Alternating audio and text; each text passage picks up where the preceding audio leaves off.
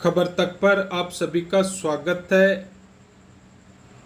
सावन की हल्की फुहारों और खुशनुमा मौसम के बीच झुंझुनू जिला मुख्यालय स्थित जमुना रिसोर्ट में स्त्री शक्ति समूह की ओर से आयोजित लहरिया 2026 रंगारंग सांस्कृतिक कार्यक्रम उत्साह, उमंग और राजस्थानी लोक संस्कृति के रंगों के साथ संपन्न हुआ।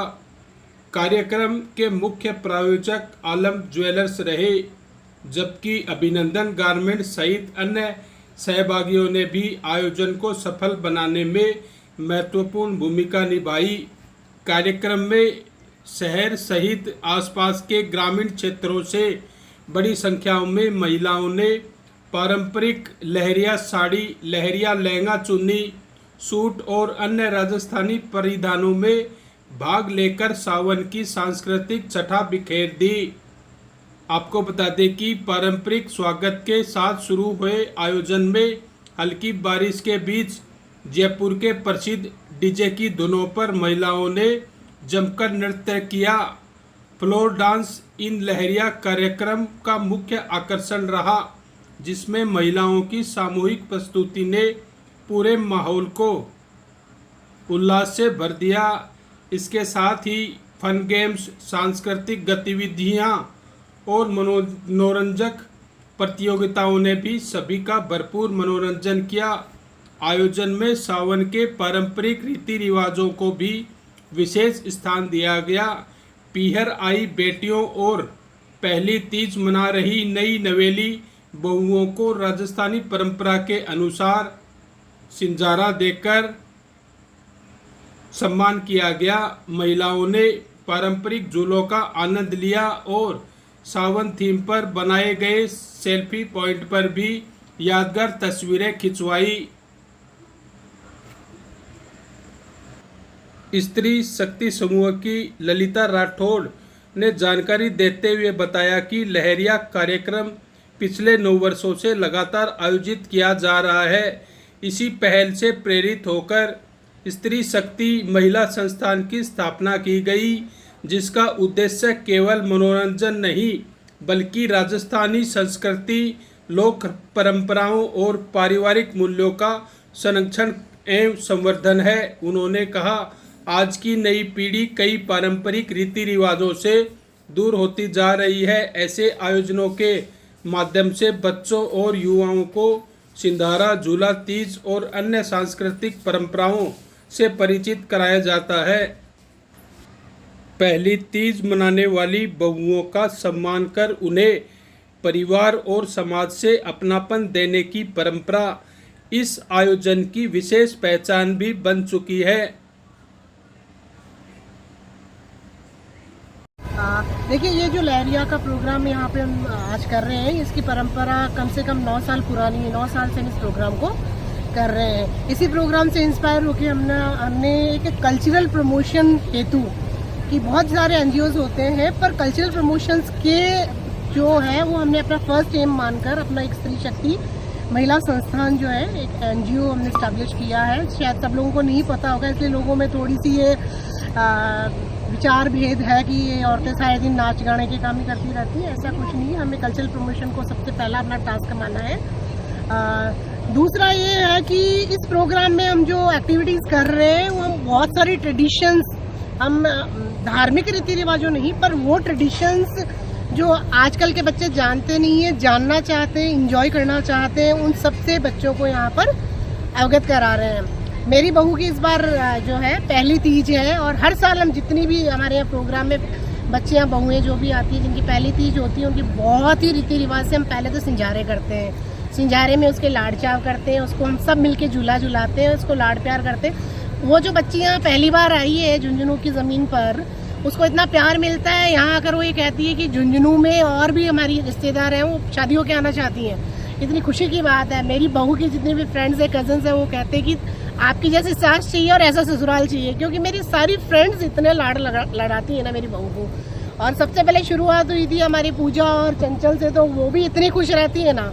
वो यहाँ आती है तो अपने पियर वालों को कहती है कि हम अपने मायके जाके आ रहे हैं। हमारा मेन मकसद जो है बच्चियों को, बेटियों को यहाँ पर ऐसा माहौल देना कि हमारी बच्चियाँ हंसती खेलती रहें। दूसरा हमारा जो है वो ये कि यहाँ पर लिटरेसी रेट बहुत अच्छी है, सब वर्किंग है, चाहे कोई बिजनेस कर रहा है, चाहे online work from home job whatever, सब लोग बिजी रहते हैं। तो लाइफ इतनी हेक्टिक होती है, तो जेंट्स तो सुबह शाम कहीं समय निकाल कर बाहर निकल जाते हैं। तो ये प्रोग्राम जो है हमने यही ध्यान में रख के किया था कि जो वर्किंग वुमेन से कुछ समय निकाल के बाहर आ पाए, अपने लिए कुछ समय निकाल पाए, वो कौन से धर्म जाति या कौन सी उससे आती है, हमें उससे कोई लेना देना नहीं है, सभी आए और सब इंजॉय करें। तो ये है कि बच्चों के चेहरों पे मुस्कान लाना, महिलाओं को हौसला बढ़ाना, उन्हें आगे बढ़ाना। और ये जो प्रोग्राम हम ऑर्गेनाइज कर रहे हैं 9 साल से, अलग अलग लोगों की टीम जो है वो इससे ऑर्गेनाइज करती है। तो एटलीस्ट एक टीम में 4 से 5 मेंबर होते हैं।